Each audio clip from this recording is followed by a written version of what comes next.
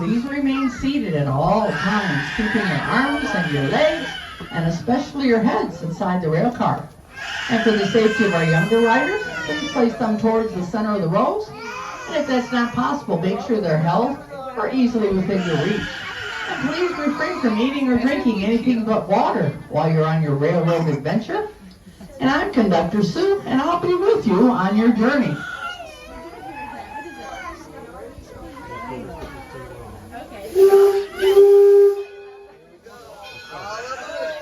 And as we're going to start on our journey, we're going to wave goodbye to Conductor Mike and Station Master Gordon.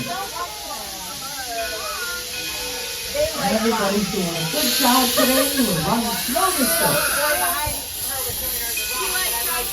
And the first building you're looking at on your left is the Smith Creek Depot. That was built in 1854 in Smith Creek, Michigan, which is about 8 or 9 miles southwest of Port Huron. It was an early work-from-home concept because the station master and his wife and all their children had to live in Smith Creek Depot 365 days a year. And they were responsible for the freight, the passengers, the community's mail, and the telegraph. Somebody had to be around there. We did. Here we go. Bye, Declan. Alrighty, and now the next thing we're coming up to is the Detroit, Toledo, Milwaukee Roundhouse. That was built in 1884 in Marshall, Michigan. Well, we recreated it here in the year 2000 using a good number of the original parts from the old dilapidated building. That's an integral part of Railroad Junction because that's where they maintain and repair all 3 of our coal-burning steam locomotives and our diesel switcher as well. The Roundhouse has been closed since the pandemic, but lo and behold, it's open this year. So if you're a railroad buff or you want to see how big machinery is worked on, by all means, take a tour through the Roundhouse. And as we scoot past the Roundhouse, look up on your left, you're looking at the Liberty Craftworks area. That's where we have our master artisans do beautiful pieces of blown glass, pottery, and intricate weaving, just to name a few.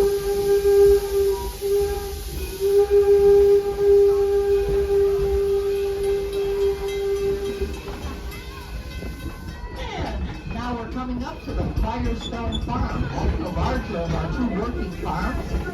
The Firestone Farm was built in 1828 in Columbiana County, Ohio. The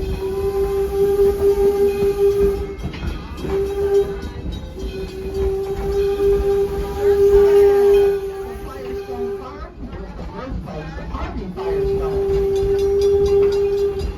He created the Firestone Tire and Rubber Company in the year 1900 in Akron, Ohio.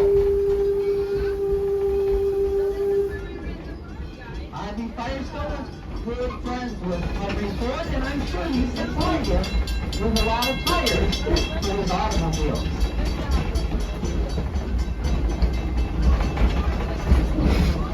And now we're coming into the Firestone Station. That's the station closest to the entrance. But everybody, please remain seated where you are until we come to a complete stop and you hear a blast of the whistle from the engineer letting us know it's okay to stand up and exit on the right-hand side. Let's just listen for that whistle.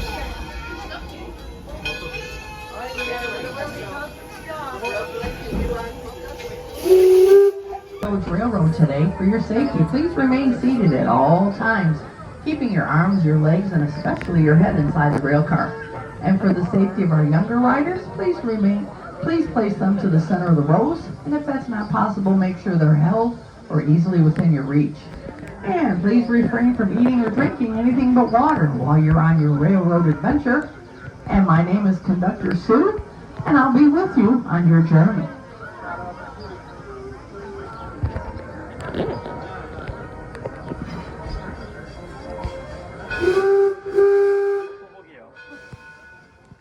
And as we start out on our journey, we're going to wave goodbye to Tom and Josh, our station masters here at Firestone.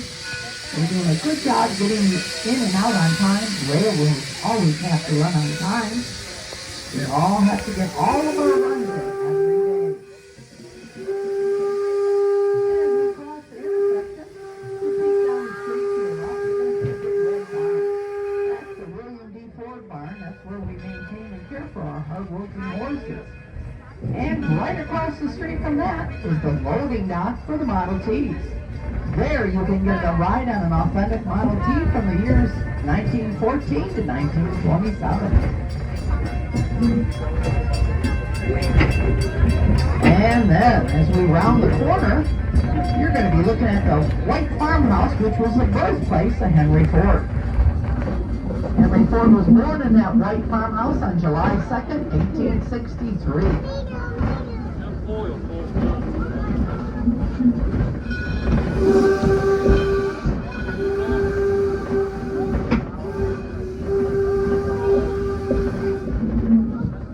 Henry Ford lived in that White Farmhouse with his mother, father, and 5 brothers and sisters. And it was located not far from here at all at the intersection of Ford Road and Greenfield. Now, just as we slide past the farm, you can peek down Main Street. There's lots to see in Main Street. Ladies, if you want a new hat, go and visit Cohen's Millinery Shop. Or visit the Wright Brothers Cycle Shop or the Wright Brothers Home. Also, take a ride on the Herschel Spillman Carousel after 111 years old.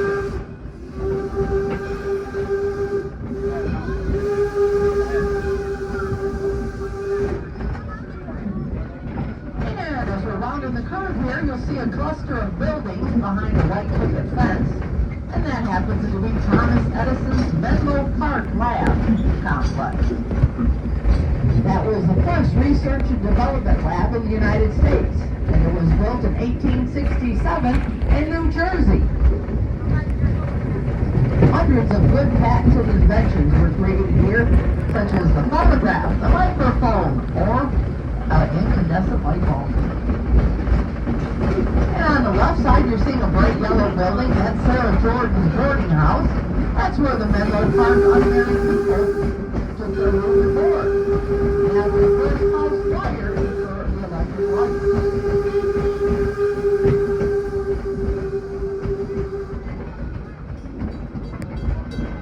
And now we're headed to Porches and Parlors. Up ahead, you see the aptly covered bridge. That was built in 1832 in southwest Pennsylvania. That's the gateway to Porches and Parlors. When you're in Porches and Parlors, you can tour all the beautiful historic homes that we have back here. They're serving tea at the Cogswell Cottage. You can go into the Noah Webster's house, Burbank house, or take a walk down to Daggett Farm. That's the smaller of our 2 working farms. Also, this is the spot to get off if you want to go down and watch our historic baseball in Walnut Grove. So please remain seated until the train comes to a complete stop, and we're going to listen for a blast of the whistle from the engineer.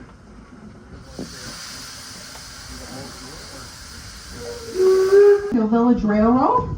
For your safety, please remain seated at all times, keeping your arms, your legs, and especially your head inside the rail car.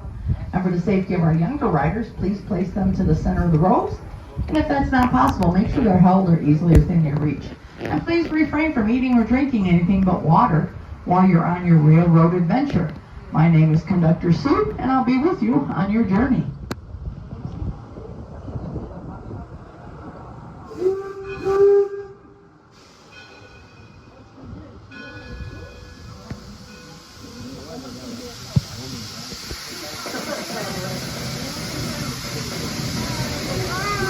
And as we start on our journey, we'll wave goodbye to Rachel. She's doing a good job. Oh, this is Laura now because Rachel's on break.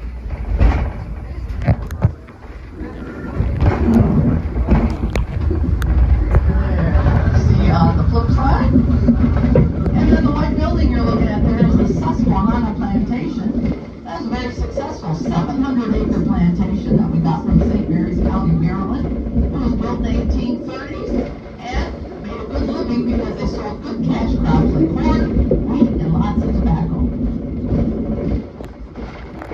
And now as we round the corner here, on the other side of the Ferris windmill, you're looking at the Daggett Farm.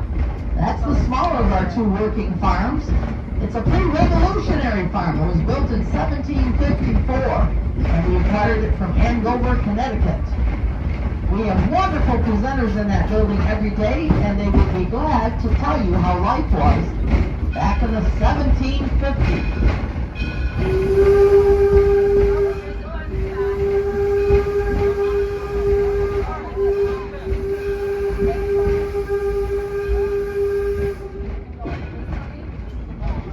Now you're looking at the newer paddock area. That's where when our horses deserve a little rest and relaxation, we come out here and let them relax. It's kind of comical because their best buds lately have been the wild turkeys. So where you see the horses, you will usually see the wild turkeys. In fact, there's one several right now. And the beautiful locomotive that's pulling us today is the number 7 Baldwin. Baldwin was built in 1897. And it was the favorite engine of Henry Ford. He used that engine to pull his personal pulling cars around when he was traveling. Baldwin is a brilliant engine, and it weighs in at 72 tons.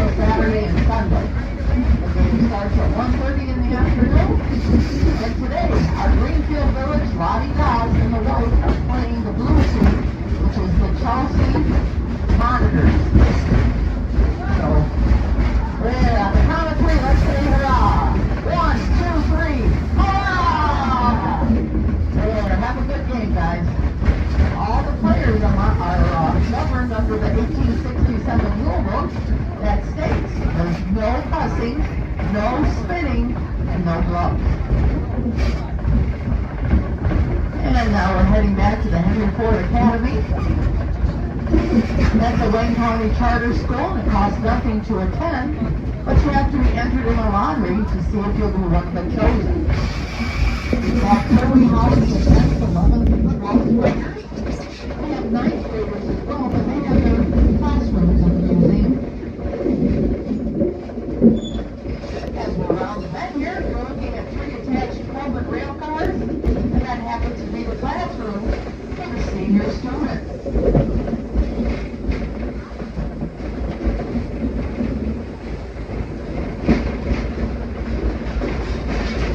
Body of water that you see on your left past the school, that's the Swanee Lagoon. That's a rain see a great picture. You're going to see some fishing in the middle there. That's part of our summer day camp program.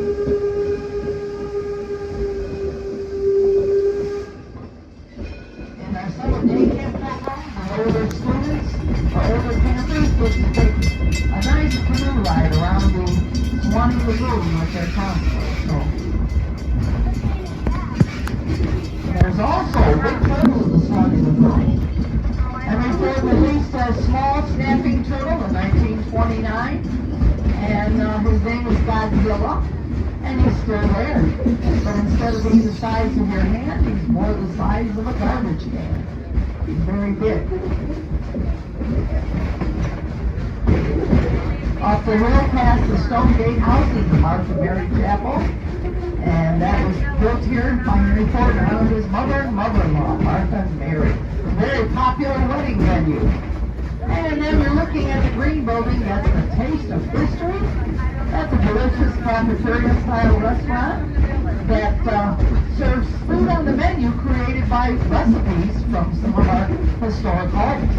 Then we have Eagle Tavern, which is an 1830s stagecoach shop retired from Michigan.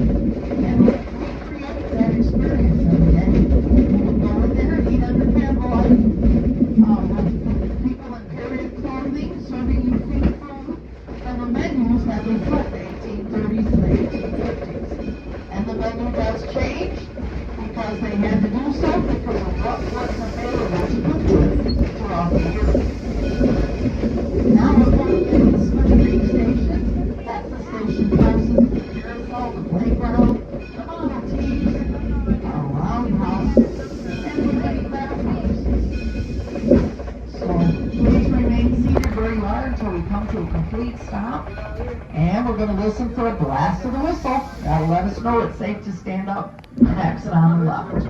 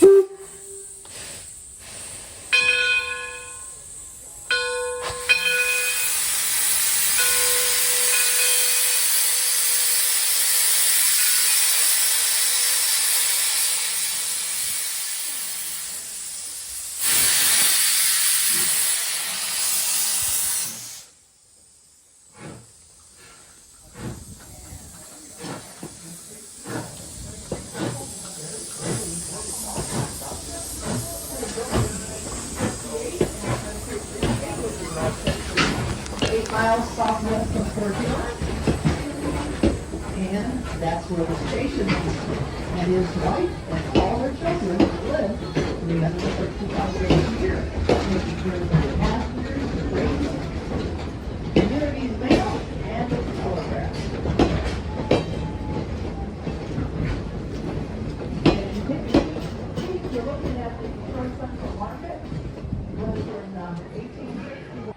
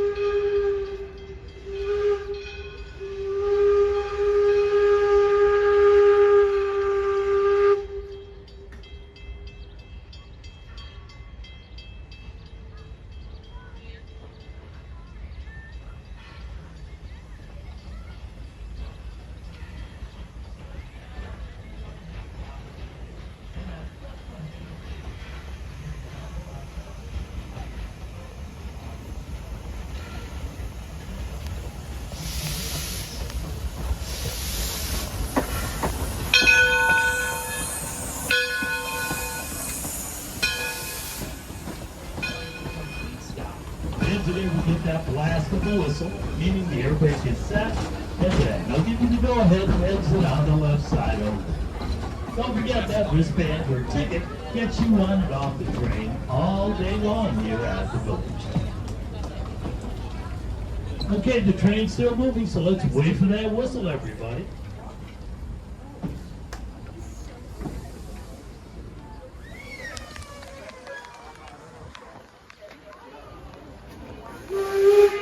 And there's the whistle. It's now safe to exit. And good afternoon, everybody. Welcome aboard the Greenfield Village Railroad. So again, please stay seated while the train's in motion. Keep those arms and legs, and especially your heads, inside the rail car at all times. And please refrain from smoking, eating, or drinking anything but water aboard the Greenfield Village Railroad.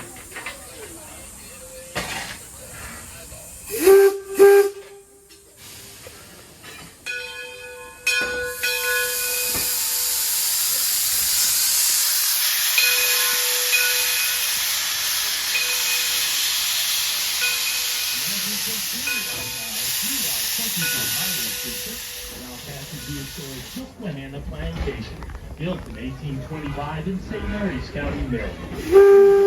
Henry and Elizabeth Carroll, a prosperous family who helped lavish parties in that plantation house. Now compare that to that small red house next door. That's the Thomas Plimpton home. Thomas was an indentured servant. He lived in that small lumber house with his wife.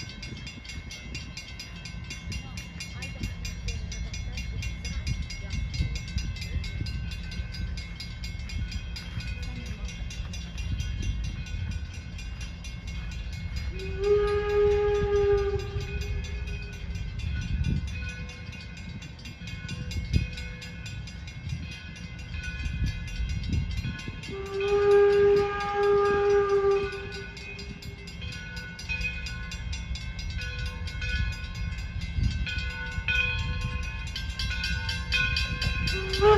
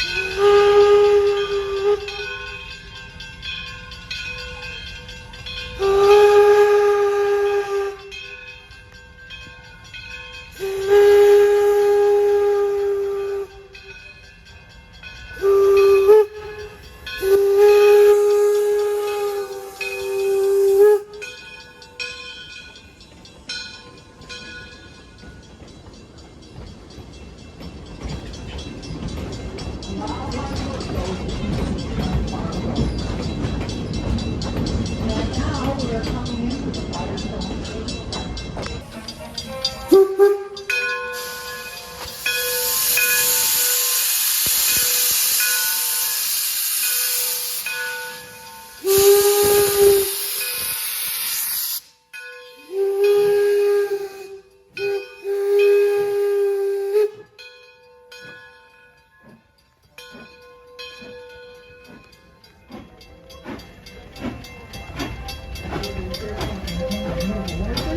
And right across the street from that is the loading dock to the Model T.